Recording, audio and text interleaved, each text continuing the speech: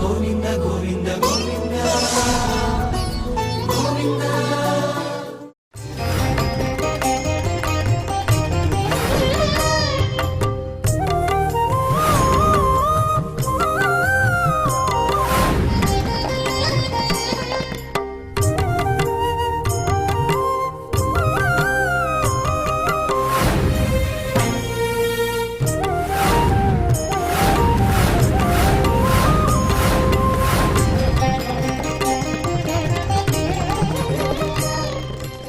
ఓం నమో వెంకటేశాయ. గురుర్బ్రహ్మ గురుర్విష్ణు గురుర్దేవో మహేశ్వర గురుః సాక్షాత్ పరం బ్రహ్మ తస్మై శ్రీ గురవే నమః. జటిలం చీరవసనం దండకారణ్యవాసినం మునివేషధరం ధ్యాయేత్ అరణ్యేకాండ ఉత్తమే. శ్రీరామచంద్ర పరబ్రహ్మణే నమః. అథ శ్రీమద్ రామాయణే ఆదికావ్యే అరణ్యకాండే 40 సర్గః. అపక్రాంతే తు కాకుత్స్థే దూరం యాత్వాప్యుదాహర హాసీతే లక్ష్మణేత్యేవం రామవాక్యానురూపకం. రావణాసురుడు మారీచుడితో చెబుతున్నటువంటి మాటలు. రావణుడు సీతాదేవిని అపహరించాలి అని అందుకు సహాయం కోరుతూ మారీచుడి దగ్గరికి వస్తే మారీచుడు చాలా గొప్పగా బోధించాడు.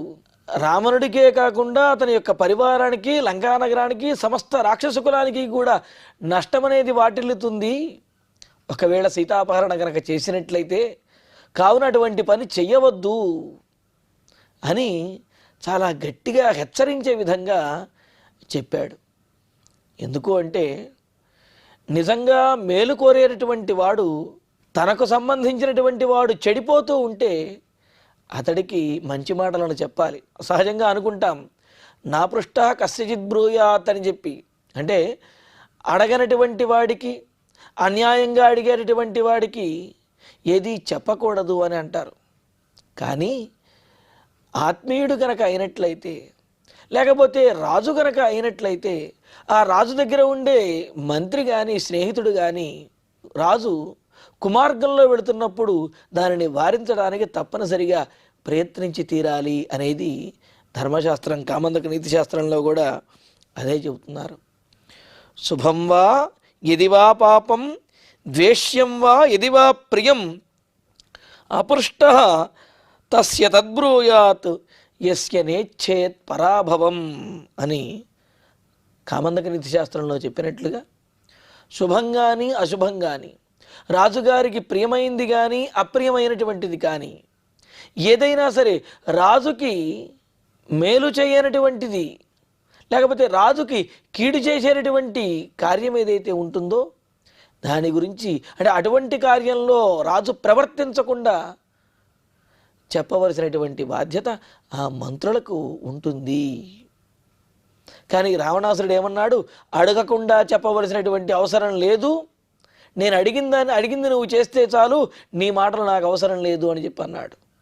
అంటూ పైగా సీతాదేవిని అపహరించడానికి మారీచుడు చేయవలసినటువంటి ఉపాయాన్ని కూడా రావణుడే బోధిస్తూ, మారీచా, నీవు ఆ పంచవటి దగ్గరికి వెళ్ళి ఆ ఆశ్రమ ప్రాంతంలో సీతాదేవి కన్నుల ముందు వెండి మచ్చలు కలిగినటువంటి బంగారు జింకగా అక్కడ తిరుగుతూ చిత్రమైనటువంటి వర్ణముతో అద్భుతంగా, అంటే ఆశ్చర్యాన్ని కలిగించే విధంగా నీవు సీతాదేవి ముందు గనక సంచరించినట్లయితే ఆమె నిన్ను పట్టుకోమని, లేకపోతే ఈ జింక నాకు కావాలి అని రాముడిని అడుగుతుంది. సీతాదేవి మాట కాదనలేనటువంటి రాముడు అదేవిధంగా చేస్తాడు అని అంటూ, కాకుత్స్థే అపక్రాంతే, ఇంకా మాయామృగంగా ఉన్నటువంటి నిన్ను చూచి, స్వామి నాకు ఆ జింక కావాలి అని చెప్పి సీతాదేవి అడగగానే వెంటనే రాముడు నీ వెనకాల పడతాడు. నీవు అక్కడి నుంచి దూరంగా పారిపోవాలి. అలాగా రాముడు నీకోసమని వెంటబడి దూరంగా వచ్చేసిన తరువాత నువ్వు మరొక పని కూడా చేయాలి. ఎందుకు అంటే సీతాదేవికి రాముడిని దూరంగా చేస్తే వెంటనే సీతాదేవిని అపహరించేటటువంటి అవకాశం లేదు. ఎందుకు అంటే లక్ష్మణస్వామి అక్కడే ఉంటాడు. రాముడు సీతాదేవికి దూరంగా వెళ్ళాడు అంటే ఆమెను సంరక్షిస్తూ లక్ష్మణుడు ఉండి తీరుతాడు. రాముడు కూడా అదే కదా చెప్పింది. ఖరదూషణాది రాక్షసులతోటి ఆ 14,000 మందితోటి రాముడు యుద్ధం చేస్తూ చేయబోతూ లక్ష్మణుడితో అన్నాడు, లక్ష్మణ మీ వదిన గారిని సంరక్షించాలయ్యా, అదిగో ఆ కొండ గుహలోకి వెళ్ళి ఆమెకు కాపలాగా ఉండి నీవక్కడ సంరక్షకుడిగా ఉండు, నేను ఇక్కడ వీళ్ళ సంగతి తేలుస్తాను అని చెప్పి సీతాదేవి యొక్క ఆ రక్షణను చూచిన తర్వాతే రాముడు ఆమె దగ్గర నుండి దూరంగా వెళతాడు. అందుకని రాముడు వెళ్ళిన వెంటనే సీతాదేవిని అపహరించడం కుదరదు. కావున లక్ష్మణుడిని కూడా అక్కడ నుంచి దూరంగా తీసుకువెళ్ళాలి. అలా తీసుకువెళ్ళాలి అంటే ఇంకా రాముడు నిన్ను అనుసరించి కొంత దూరం వచ్చేసిన తర్వాత కాకుత్స్థే అపక్రాంతే, బంగారు లేడివైనటువంటి నిన్ను పట్టుకోవడానికి సీతాదేవి నుండి దూరంగా రాముడు వచ్చేసిన తర్వాత దూరం యాత్వా, ఇంకాస్త దూరం నువ్వు వెళ్ళి రామవాక్యానురూపం, రాముని యొక్క కంఠస్వరం ఏ విధంగా అయితే ఉంటుందో అటువంటి కంఠస్వరంతో రాముడు మాట్లాడినట్లుగానే పిలిచినట్లుగానే హా సీత, హా లక్ష్మణ, అయో సీత, అయో లక్ష్మణ ఇత్యేవం ఉదాహర, ఈ విధంగా నీవు అక్కడ పిలవాలి. అంటే లక్ష్మణుణ్ణి సీతాదేవిని కూడా పిలిచి గట్టిగా పిలుస్తూ ఆర్తనాదం చెయ్యాలి. రాముడి కంఠంతో రాముడు పిలిచినట్లుగానే నీవు పెద్దగా సీతని లక్ష్మణుణ్ణి పిలుస్తూ ఆర్తనాదం చేస్తూ అరవాలి అన్నారు. అలా అరిచినట్లయితే వెంటనే సీతాదేవి లక్ష్మణుణ్ణి కూడా పంపిస్తుంది. ఎందుకని అన్నగారికి ఏదో ఆపద వచ్చిందయ్యా వెళ్ళమని చెప్పి పంపిస్తుంది. అదే మాట అంటున్నాడు, తచ్ఛ్రుత్వా రామ పదవీం సీతయా చ ప్రచోదితః అనుగచ్చతి సంభ్రాంతః సౌమిత్రిరపి సౌహృదాత్.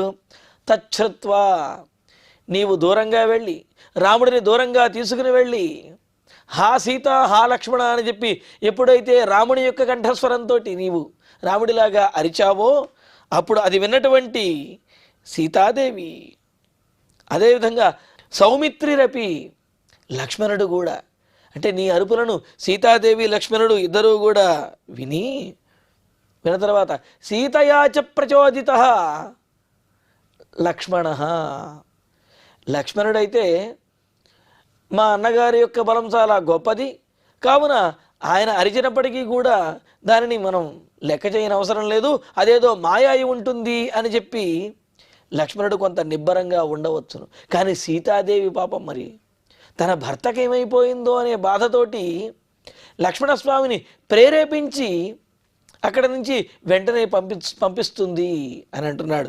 అందుకనే సౌమిత్రిరపి, లక్ష్మణుడు కూడా సీతయాచ ప్రచోదిత, సీతాదేవి చేత ప్రేరేపించబడినటువంటి లక్ష్మణుడు కూడా సౌహృదాత్, రాముడి మీద ఉన్నటువంటి ప్రేమతోటి సీతాదేవి కంగారు పడడం చూసినటువంటి లక్ష్మణుడు ఇంకా అన్నగారి కోసమని చెప్పి రామ పదవీం అనుగచ్చతి, రాముడు వెళ్ళినటువంటి ఆ మార్గాన్ని లక్ష్మణుడు కూడా అనుసరించి వెళతాడు. ఈ విధంగా నీవు రాముడిని తీసుకువెళతావు. నీ అరుపు ద్వారా లక్ష్మణుడు కూడా సీతాదేవిని విడిచి దూరంగా వచ్చేస్తాడు. ఇక అప్పుడు అపక్రాంతే చ కాకుత్స్థే లక్ష్మణే చ యథా సుఖం ఆనయిష్యామి వైదేహీం సహస్రాక్ష శచీమివా. మారీచా, నువ్వు కనుక ఈ విధంగా చేయగలిగినట్లయితే ఇంకా కాకుత్స్థే అపక్రాంతే, నీ వలన ఆ రాముడు సీతాదేవి దగ్గర నుంచి దూరంగా వెళ్ళగా ఇంకా లక్ష్మణేచ అపక్రాంతేచ, లక్ష్మణుడు కూడా ఆ ఆశ్రమం దగ్గర నుంచి సీతాదేవి దగ్గర నుంచి దూరంగా ఆ రాముడు వెళ్ళినటువంటి మార్గంలోనే వెళ్ళిపోయిన తర్వాత సహస్రాక్ష శచీమివ, ఇంద్రుడు శచీదేవిని తీసుకు బయలుదేరినట్లుగా, ఇంద్రుడు మరి తన భార్య అయినటువంటి శచీదేవిని తీసుకు బయలుదేరడం అనేది కష్టమైనటువంటి పని కాదు. అలాగే ఇక్కడ రాముడు లక్ష్మణుడు లేనటువంటి సీతాదేవిని అపహరించి తీసుకువెళ్ళడం కూడా అది కష్టతరమేమీ అవ్వదు. అందుకనే అంటున్నాడు, ఇంద్రః శచీమివ వైదేహీం, విదేహ రాజకుమార్తె అయిన రాముడి యొక్క ధర్మపత్ని అయిన ఆ సీతాదేవిని యథా సుఖం ఆనయిష్యామి, ఎటువంటి అడ్డు లేకుండా నిరాటంకంగా ఆ సీతాదేవిని అపహరించి నేను తీసుకువచ్చేస్తాను. కావున నేను చెప్పినటువంటి ఉపాయాన్ని కనుక నీవు చేసినట్లయితే సునాయాసంగా సీతాదేవిని అపహరించి తీసుకురావడానికి వీలు ఉంటుంది. కావున ఈ విధంగా చెయ్యి అని అంటూ, ఏవం కృత్వా త్విదం కార్యం యథేష్టం గచ్చ రాక్షస రాజ్యస్యార్థం ప్రయచ్ఛామి మారీచ తవ సువ్రత. మారీచ, సువ్రత, ఎన్నో నియమనిష్టలు కలిగినటువంటి వాడివి నీవు. కావున నేను చెప్పినటువంటి ఈ ఒక్క పని చేయి నువ్వు. ఆ తర్వాత నీవు అనుకున్నటువంటి నీ వ్రతములను నియమములను వాటిని నువ్వు పాటించుకోవచ్చును అని అంటూ, రాక్షసుడు అయినటువంటి ఓ మారీచ, అంటే ఇక్కడ రాక్షస అని ప్రత్యేకంగా సంబోధించడంలో ఉద్దేశం ఏమిటి అంటే, మనం ఒకటి, నీవు రాక్షసుడివే, నేను రాక్షసుడినే. ఒక రాక్షసుడికి మరొక రాక్షసుడు కాకపోతే ఇంకెవడు సహాయం చేస్తాడు? కావున రాక్షసుడు అయినటువంటి ఓ మారీచ, ఇదం కార్యం ఏవం కృత్వా, నేను చెప్పినటువంటి ఈ పనిని ఈ విధంగా నేను చెప్పిన ఉపాయంతో చేసి యథేష్టం గచ్చ, ఇంకా ఆ తరువాత నువ్వు ఎక్కడికి వెళ్ళదలుచుకుంటే అక్కడికి, ఎక్కడ ఉండదలుచుకుంటే అక్కడికి ఇష్టం వచ్చినట్లుగా యథేచ్ఛగా స్వేచ్ఛగా వెళ్ళవచ్చును. సువ్రత, ఎన్నో నియమములను వ్రతములను కూడా పాటించేవాడివి కదా నీవు. మరి వాటినన్నింటినీ కూడా ఆ తర్వాత నీ ఇష్టం వచ్చినట్టుగా పరిపాలించుకోవచ్చును. మారీచ, తవ రాజ్యస్య అర్థం ప్రయచ్ఛామి, కేవలము నీవు నాకు ఉపకారం సహాయం చేసిన తర్వాత, ఆ సీతాదేవిని నేను అపహరించిన తర్వాత నిన్నేదో మెచ్చుకుని వదిలేయను. సరే, నేను రాజుని, నీవు నాకు సేవకుడివే అని, లేకపోతే మంత్రివి స్నేహితుడివే అని చెప్పి నీవు చేసినటువంటి మేలును నేను మరువను. దానికి తగినటువంటి బహుమానాన్ని కూడా నీకు ఇస్తాను అంటూ ఏమంటున్నాడు, రాజ్యస్య అర్థం ప్రయచ్ఛామి. ఏమిటో తెలుసా బహుమతి, అర్ధరాజ్యాన్ని నీకు ఇచ్చేస్తాను, చక్కగా పరిపాలించుకోవయ్యా, ఇక నీకు తిరుగు ఉండదు అని అంటున్నాడు. అంటే రాజాజ్ఞగా నీవు చెయ్యాలి అని చెప్పి ఆదేశిస్తూ ఉన్నాడు.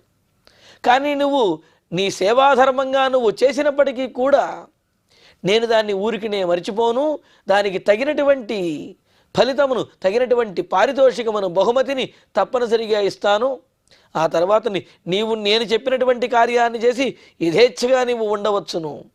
అలాగే నీకు అర్ధరాజ్యాన్ని ఇచ్చేస్తాను, హాయిగా నీవు అనుభవించవచ్చును అని అంటూ, గచ్చ సౌమ్య శివం మార్గం కార్యస్యాస్య వివృద్ధయే అహం త్వానుగమిష్యామి సరథో దండకావనం.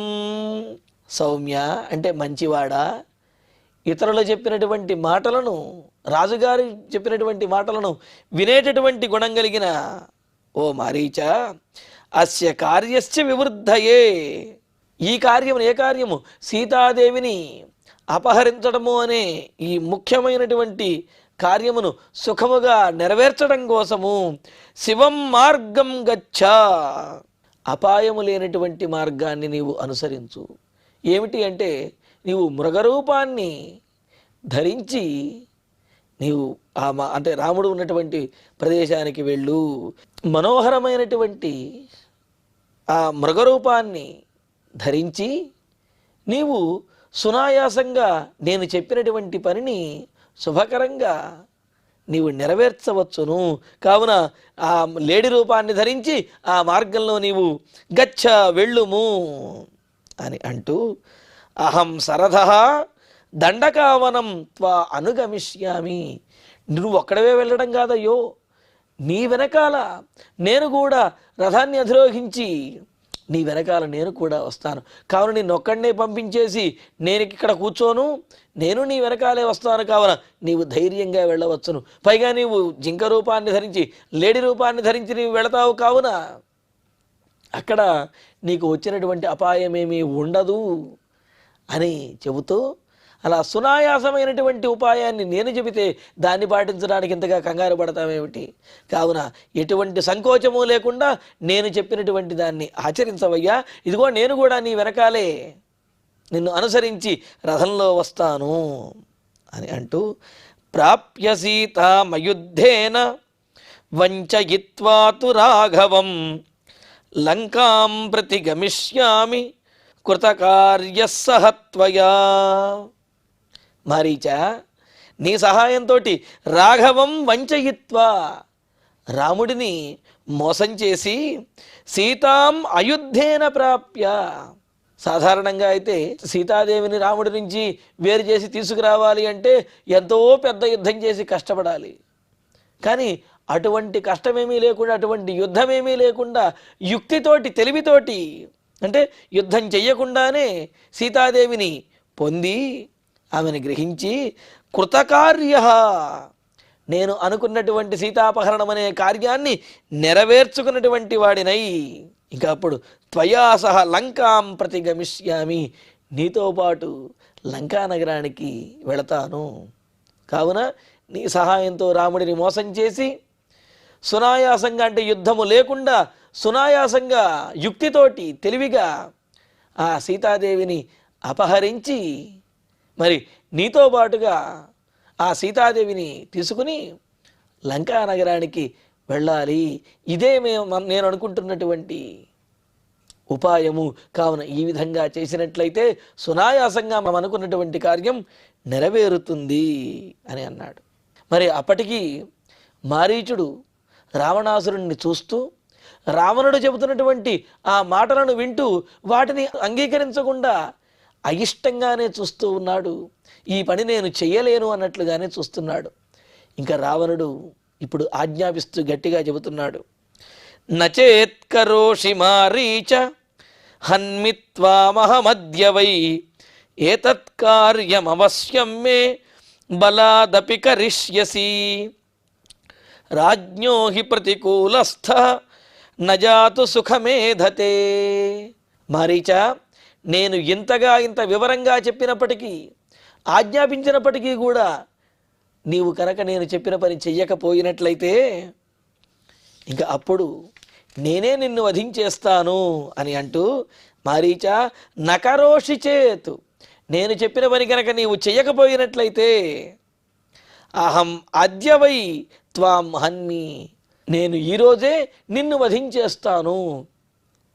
అదేంటి, మారీచుడిని వధించేస్తే మరి రావణాసుడికి సహాయం చేసేవాళ్ళు ఎవరు అని అంటే, మారీచుడు నువ్వు కాకపోతే ఇంకొకటి సహాయంతో నేను సీతాదేవిని అపహరిస్తాను. పైగా మంచి పని చేయడానికి సహాయం చేయమంటే తక్కువ మంది రావచ్చేమో, కానీ చెడ్డ పని చేయడానికి సహాయం చేయమంటే చాలామంది రావచ్చు కదా, అందులో రాక్షసులు కదా మరి వాళ్ళు. కావున వస్తారు. కావున నువ్వు గనక ఈ పని చేయకపోతే నిన్ను వెంటనే వధించేస్తాను.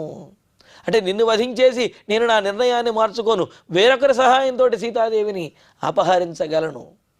కానీ నీవే నాకు సహాయం చెయ్యాలి, నీవే నేను చెప్పినటువంటి పని చెయ్యాలి. ఎందుకు అంటే ఇది రాజాజ్ఞ అని అంటూ, అద్యవై త్వాం హన్మి, ఈరోజే నిన్ను వధించేస్తాను నువ్వు నేను చెప్పిన పని కనుక చెయ్యకపోతే. మే ఏతత్ కార్యం అవశ్యం బలాదపి కరిష్యసి, నేను చెప్పినటువంటి ఈ పనిని, అంటే సీతాదేవిని రాముడిని ప్రలోభపరిచి రాముడిని దూరంగా తీసుకువెళ్ళి లక్ష్మణుని కూడా దూరంగా తీసుకువెళ్ళేటటువంటి ఈ పని కనుక, ఈ పనిని నీకు ఇష్టమున్నా లేకపోయినా బలవంతంగానైనా సరే నువ్వు ఈ పనిని చెయ్యవలసిందే. ఇంకొక ఆలోచన లేనే లేదు, ఇంకొక మార్గం నీకు లేనే లేదు. ఎందుకంటే రాజ్ఞ ప్రతికూలజ్ఞ, రాజుకి ప్రతికూలంగా ప్రవర్తించేవాడు ఎవరైతే ఉంటాడో అటువంటి వాడు సుఖం నైధతే, జాతు సుఖం నైధతే, ఎప్పుడూ కూడా సుఖాన్ని పొందనే లేడు. అతడు రాజు యొక్క ఆగ్రహానికి పాత్రుడై కష్టములనే పొందుతాడు. కావున రాజాజ్ఞగా నేను చెబుతున్నాను, నీకు ఇష్టం ఉన్నా లేకపోయినా నీవు నాకు సహాయం చేయవలసిందే, సీతాపహరణానికి నీవు సహకరించవలసిందే. ఎందుకు అంటే రాజుకి ప్రతికూలంగా ఉన్నటువంటి వాడెవడు కూడా సుఖపడలేడు. నీవు నాకు ప్రతికూలంగా ఉన్నావంటే గనక నీవు సుఖపడవు, నిన్ను వధించేస్తాను అని అంటూ, ఆసాద్యతం జీవిత సంశయస్తే మృత్యుర్ధ్రువో హ్యద్యమయా విరుధ్య ఏతద్యథావత్ ప్రతిగృహ్య బుద్ధ్యా యదత్ర పద్యం కురు తత్తథాత్వం. ఇంకా అంటున్నాడు రావణాసురుడు. రావణాసురుడు ఈ విధంగా ఆజ్ఞాపించేటప్పటికీ ఇంకా మారీచుడు అనుకుంటున్నాడు, అదేమిటి రావణాసురుడు నన్ను వధిస్తాను అని చెప్పి అంటున్నావు? రావణ, నువ్వు వధించడం కాదయ్యా, నేను అక్కడ రాముడిని మోసం చేయడానికి వెళ్ళిన రామబాణానికైనా సరే ప్రాణాలు కోల్పోతాను. కావున ఆ పని చేయకపోతే నువ్వు చంపేస్తానంటున్నావు, వధిస్తానంటున్నావు. ఆ పని చేసినా సరే నేను మరణిస్తాను కదా. అటువంటప్పుడు ఇందులో కష్టపడి ప్రాణాలు పోగొట్టుకోవటం ఎందుకు? కష్టపడకుండా నీ చేతిలోనే మరణిస్తాను అని అనుకుంటావేమో మారీచ.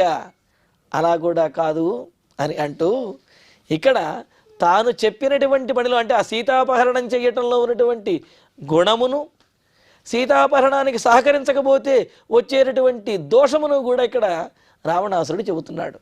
మారీచ, ఏమిటి సీతాపహరణం గనక చెయ్యటానికి నీవు సహకరించకపోతే నా చేతిలో తప్పనిసరిగా మరణించి తీరుతావు, నేను వధించేస్తాను.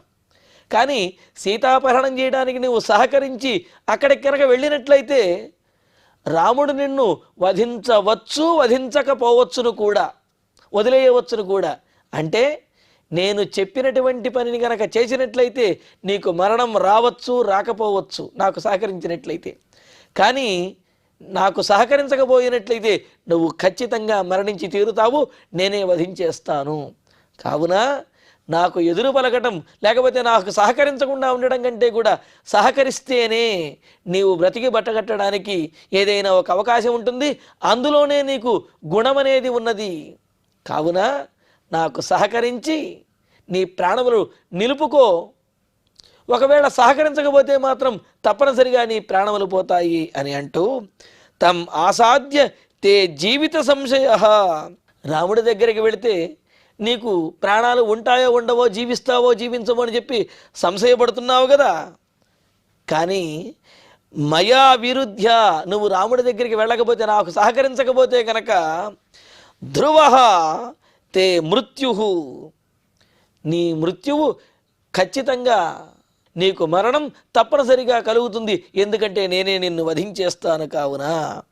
కావున ఈ రెండు విషయములు కూడా ఆలోచించుకుని నీవు యథావతు బుద్ధ్యా ప్రతిగృహ్య, ఈ విషయాన్ని నీ బుద్ధితోటి చక్కగా ఆలోచించి ఏది చెయ్యాలో, ఏది నీకు మేలు చేస్తుందో దానిని నీవు ఆచరించవయ్యా అని చెప్పి అంటున్నాడు రావణాసురుడు. ఇక్కడ రావణాసురుడికి సహాయం చేయకపోతే వెంటనే మరణిస్తాడు, సహాయం చేస్తే మరణించవచ్చు, మరణించకపోవచ్చు. ఎందుకంటే రాముడి చేతిలో మరణించవచ్చు, మరణించకపోవచ్చు. పైగా రావణాసురుడి చేతిలో కనుక మరణించినట్లయితే అది హత్యకు లోనైనట్లు అవుతుంది, రాజుగారికి ఎదురు చెప్పి రాజుగారి యొక్క దండనకు పాత్రుడైనట్లు అవుతుంది. కానీ రాముడి చేతిలో కనుక మరణించినట్లయితే అది వీరమరణం అవుతుంది. ఒక యోధుడి చేతిలో అలా వేటాడబడి మరణించబడి అది వీరమరణాన్ని పొందినట్లు అవుతుంది. కావున ఈ రెండు విషయాలని కూడా నీవు ఆలోచించుకుని ఏది సమంజసమో అది చెయ్యవయ్యా మారీచా అని చెప్పి రావణాసురుడు మారీచుడితో చెప్పాడు. మరి మారీచుడు ఇంకా ఏ సమాధానం చెబుతున్నాడు, ఏ విధంగా ఒప్పుకున్నాడనే విషయాన్ని తరువాతి సర్గలో తెలుసుకుందాము. ఇక ఇప్పుడు శ్లోకాలను పారాయణ చేసుకుందాము. అపక్రాంతే తు కాకుత్స్థే దూరం యాత్వాప్యుదాహర హాసీతే లక్ష్మణేత్యేవం రామవాక్యానురూపకం తచ్ఛ్రుత్వా రామపదవీం సీతయా చ ప్రచోదితః అనుగచ్చతి సంభ్రాంతః సౌమిత్రిరపి సౌహృదాత్ అపక్రాంతే చ కాకుత్స్థే లక్ష్మణే చ యథా సుఖం ఆనయిష్యామి వైదేహీం సహస్రాక్షస్య చీమివ. ఏవం కృత్వా త్విదం కార్యం యథేష్టం గచ్చ రాక్షస రాజ్యస్యార్థం ప్రయచ్ఛామి మారీచ తవ సువ్రత గచ్చ సౌమ్య శివం మార్గం కార్యస్యాస్య వివృద్ధయే అహం త్వానుగమిష్యామి సరథోదండకావనం ప్రాప్య సీతామయుద్ధేన వంచయిత్వా తు రాఘవం లంకాం ప్రతి గమిష్యామి కృతకృత్యః సహ త్వయా నచేత్కరోషి మారీచ హన్విత్వామహమద్య వై ఏతత్కార్యమవశ్యం మే బలాదపి కరిష్యసి రాజ్ఞో హి ప్రతికూలస్థః న జాతు సుఖమేధతే ఆసాద్యతం జీవిత సంశయస్తే మృత్యుర్ధ్రువో హ్యద్య మయా విరుధ్య ఏతద్యథావత్ ప్రతిగృహ్య బుద్ధ్యా యదత్ర పద్యం కురు తత్తథా త్వం ఇత్యార్షే శ్రీమద్ రామాయణే ఆదికావ్యే అరణ్యకాండే 40 సర్గః. ఇక ఇప్పుడు క్షమాప్రార్థనా మంగళాంతంగా ఈ ప్రవచన పారాయణ కార్యక్రమాన్ని పరిపూర్ణం చేసుకుందాం. యదక్షరపదభ్రష్టం మాత్రాహీనంతు యద్భవేత్ తత్సర్వం క్షమ్యతాం దేవ నారాయణ నమోస్తుతే. కాయేన వాచా మనసేంద్రియైర్వా బుద్ధ్యాత్మనా వా ప్రకృతే స్వభావాత్ కరోమి యద్యత్ సకలం వరస్మై నారాయణాయేతి సమర్పయామి. శ్రియః కాంతాయ కళ్యాణ నిధయే నిధయేర్ధినాం శ్రీవేంకట నివాసాయ శ్రీనివాసాయ మంగళం.